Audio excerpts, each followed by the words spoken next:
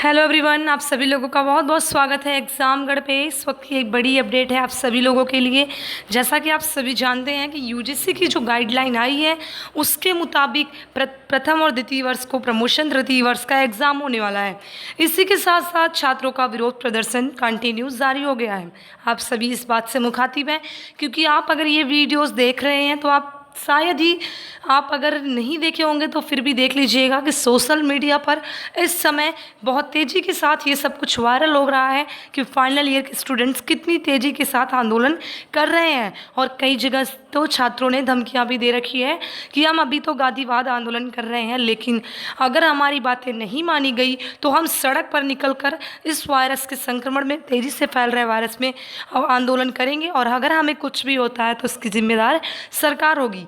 इसी के साथ साथ न्यायालय ने भी यूजीसी के फैसले को गलत ठहराया है। न्यायालय ने कहा है कि यूजीसी का जो फैसला है यह छात्रों की ज़िंदगी से खिलवाड़ कर रहा है और अनिश्चितताओं को पैदा कर दिया है। जी हाँ, आप सभी जानते हैं कि उत्तर प्रदेश में 4 सदस्यों की कमेटी बनने के बाद जो रिपोर्ट सामने आई थी कि सभी छात्र प्रमोट होंगे, उसके बाद सभी छात्रों का गुस्सा शांत हो गया था। शासन ने भी कहा था कि हम यूजीसी की गाइडलाइन का इंतज़ार करेंगे, गाइडलाइन आते ही हम कोई नया फैसला लेंगे जो सभी छात्रों के हित में हो। लेकिन अभी तक यूपी गवर्नमेंट की तरफ से गाइडलाइन नहीं जारी की गई है, लेकिन जो भी दिख रहे हैं सामने मामले जो हैं उसके आधार पर बात की जाए तो लग रहा है कि जो प्रदेश सरकार जो शासन जो फैसला लेगी वो भी यूजीसी की गाइडलाइन से मिलता जुलता होगा। ऐसे में स्टूडेंट्स पहले से ही प्रोटेस्ट करना शुरू कर दिए हैं।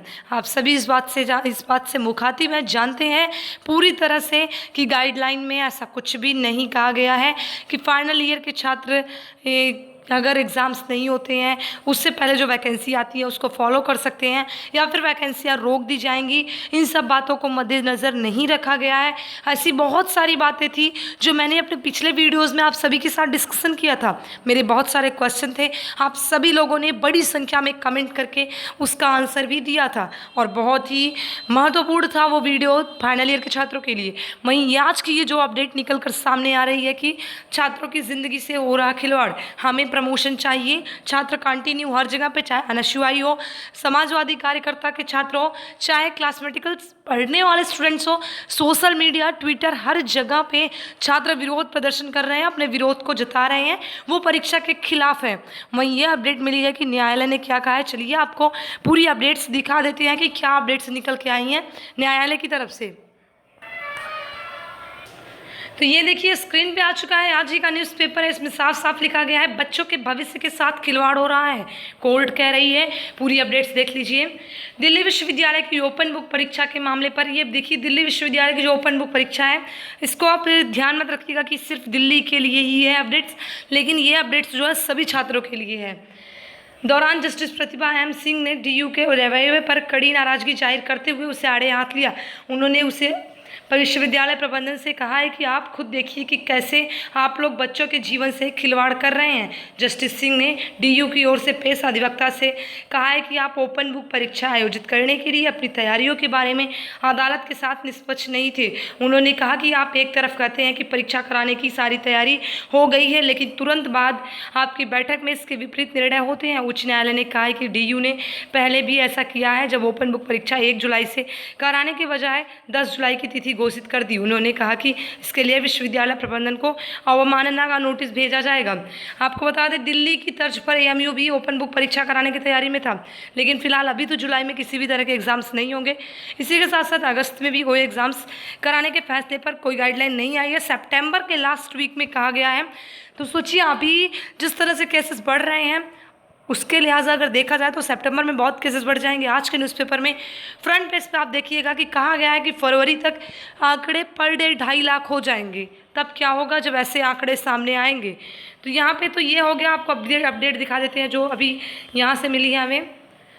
यूजीसी के निर्णय ने अनिश्चितता पैदा की। न्यायालय कह रहा है कि उच्च न्यायालय कहा है कि विश्वविद्यालय अनुदान आयोग यूजीसी के 6 जुलाई के निर्णय ने काफ़ी अनिश्चितता पैदा कर दी है जिसकी कोई ज़रूरत नहीं थी। न्यायालय ने यह टिप्पणी तब की जब यूजीसी की ओर से अधिवक्ता ने बताया कि सोमवार को एक बैठक हुई थी और इसमें संशोधित दिशा निर्देश जारी किए गए हैं। अधिवक्ता ने कहा कि संशोधित दिशा निर्देश में यह स्पष्ट किया गया है कि फाइनल टर्म की परीक्षाएं सभी विश्वविद्यालय द्वारा अनिवार्य रूप से कराई जानी है। यूजीसी ने कहा कि यह दिशा निर्देश की प्रकृति परामर्श की है और विश्वविद्यालय कोरोना महामारी के चलते मुद्दों को ध्यान में रखते हुए अपनी योजना तैयार कर सकते हैं। और यहाँ देखिए, छात्र मानसिक तनाव से भरे हुए हैं। याचिकाकर्ताओं की ओर से अधिवक्ता आकाश सिन्हा ने न्यायालय को बताया कि बार बार परीक्षा की तिथि टाले जाने से छात्रों को मानसिक तनाव हो रहा है। उन्होंने न्यायालय को बताया कि उन्हें उन छात्रों ने 500 से अधिक ईमेल, वीडियो और ऑडियो मिले हैं जो परीक्षाएं बार बार टाले जाने की वजह से मानसिक दबाव का सामना कर रहे हैं। और यहाँ पे ये बातें कहने के बाद न्यायालय ने कहा है कि यूजीसी के निर्णय ने अनिश्चितताएं पैदा कर दी हैं जिसकी कोई भी आवश्यकता नहीं थी। जी हाँ, जिस बेसब्री से, जिस इतने दिनों के इंतज़ार से छात्र इंतज़ार करते करते रात के 9 बजे जब ये गाइडलाइन मिलती है तो कुछ छात्र तो खाना भी नहीं खाते हैं, नींद भी नहीं आती, सो जाते हैं कि ऐसा कैसे डिसीजन आ सकता है छात्रों के लिए कि जहाँ संक्रमण भी तेज़ी के साथ फैल रहा है और ऐसे में बार बार लर्निंग करना, पढ़ना, लिखना, फिर एग्ज़ाम डेट टल जाना, ये बड़ी प्रॉब्लम्स है। और ये शासन की तरफ से भी फैसला यही आएगा, क्योंकि आप यहाँ पे देख लीजिए, यूजीसी ने कहा है कि सभी विश्वविद्यालयों को अनिवार्य है ये एग्ज़ाम्स करवाना। तो आप खुद एनालिसिस कर सकते हैं कि शासन का इंतज़ार मत करिए, शासन भी यही फैसला देगा।